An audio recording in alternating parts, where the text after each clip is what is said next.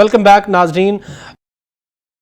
میں لشاری صاحب سر آپ کی طرف اس سوال سے میں تھوڑا سا آپ سے گوش گزار کروں گا. جیسے حضرت صاحب فرما رہے تھے کہ چیلنجز تو ہیں حکومت کے لیے، لیکن اس میں سر یہ بتائیے گا کہ ماضی میں بھی سیلاب آئے کئی دفعہ، 2022 کی بات کی جائے، 2010 کی بات کی، 1990s میں بھی آیا تھا.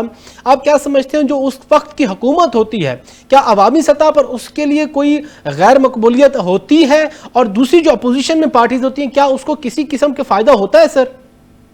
دیکھیے یہ جو نیشنل ڈیزاسٹرز ہوتے ہیں جی سر، وہ کسی کے قابو نہیں ہوتے، وہ کسی پارٹی کسی حکومت کے قابو نہیں ہوتے جی، اور یہ نہ دیکھتے ہیں کہ کون حکومت میں ہے، مجھے آنا چاہیے کہ نہیں آنا چاہیے. دیکھیے سب سے بڑی بات پولیٹیکل سکورنگ تو سر ہماری پارٹیز میں کی جاتی ہے نا سر، کوئی نہیں ہوتی، کسی کو فرق نہیں پڑتا جی. ووٹر کو کوئی فرق نہیں پڑتا کہ کس کے دور میں آیا اور کس کے دور میں سیلاب نہیں آیا. اب دیکھنے والی صرف یہی بات ہوتی ہے کہ ریہیبلیٹیشن کس نے اچھی طرح سے کی ہے، اور اس کے باوجود electioneering is entirely a different thing. اس ملک میں جو ووٹنگ پیٹرن ہے وہ ایک بہت ہی مشکل چیز ہے، وہ کسی وقت بھی کہیں سے بھی بدل جاتی ہے اور ہو سکتی ہے. وہ تو سر آپ کی بات بالکل ٹھیک ہے. اصل میں سوال اس تناظر میں کر رہا ہوں، اگر اس وقت سچویشن دیکھی جائے، جیسے علی پور کی سچویشن ہے، جیسے جلال پور پیر والا کی سچویشن ہے، شوجہ آباد کی سچویشن ہے، وہاں پہ گھر جو ہے وہ صفحہ ہستی سے مٹ چکے ہیں، تو وہاں کی عوام تک حکومت کا صرف ریسکیو کر لینا اور ان کو ان کا تخمینہ لگا کے ڈیمیجز نہ دینا، میرے خیال میں تو وہ ایک گراس روٹ لیول پہ اس علاقے میں تو ان کی مقبولیت ختم ہوگی نا سر.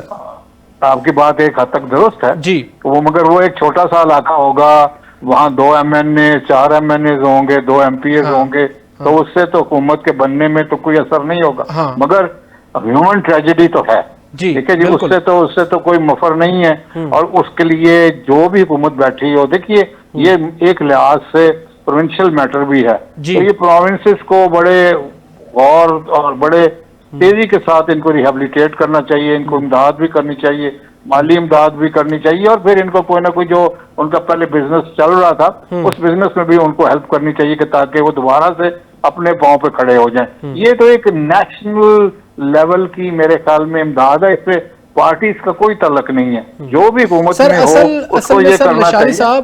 سر اصل میں سر سب سے بڑا میرے خیال میں حکومت کے لیے، صوبائی حکومت کے لیے چیلنج ہوگا کہ جو بھی متاثرہ علاقے ہیں، اب کیونکہ آج بھی پنجاب اسمبلی میں اسپیکر صاحب نے ایک ایسی کمیٹی تشکیل دی ہے جو وہ کہتے ہیں کہ وہ با اختیار کمیٹی ہے، اور اس کا کام ہوگا وہ تخمینہ لگائے گی ان تمام متاثرین کا کہ کیا ان کے جو نقصانات ہوئے ہیں. اصل میں سر المیہ یہ ہے کہ جب تخمینہ لگایا جاتا ہے، اسیسمنٹ کی جاتی ہے نقصانات کی، اس کے بعد جو ہے اسیسمنٹ کرنے کے دوران جو ہے وہ ہماری لوکل گورنمنٹ سے، لوکل ایڈمنسٹریشن لیول پہ ہم بات کریں تو وہ کمشنر صاحب سے سٹارٹ ہوتے ہوئے وہ پروسیس جاتا ہے نمبردار تک سر. تو وہ جو ہے اس میں کیا سمجھتے ہیں، کیا اس میں حکومت صوبائی جو ہے وہ کامیاب ہو سکے گی اصل فیکٹ جاننے تک؟ دیکھیے کامیاب تو ہونا ہی پڑے گا نا جی، کرنا ہی پڑے گا. پھر وہی بات ہے کہ انسان اگر سیدھا ہو تو اور کیا چاہیے. جی بالکل. کئی ایسے فرلو لینے والے بھی آ جائیں گے جن کا 100 روپے کا نقصان ہوگا، وہ کہے گا میرا 200 روپے کا نقصان ہو گیا. یہ باتیں تو ازل سے چل رہی ہیں اور چلی رہیں گی، مگر باختیار بنائی ہے تو جب وہ رپورٹ آئے گی اصل تو اس وقت ہوگا کہ جب اس رپورٹ پہ آپ عمل درآمد کرتے ہیں کہ نہیں کرتے ہیں، یا کتنے % عمل درآمد کرتے ہیں. تو ان سارے لوگوں کو ایک حد تک ان کو صرف وہی مکان بنا کے یا وہ علاقہ میں پانی نیچے چلا جائے گا تو واپس لے کے جانے کی ضرورت نہیں ہے.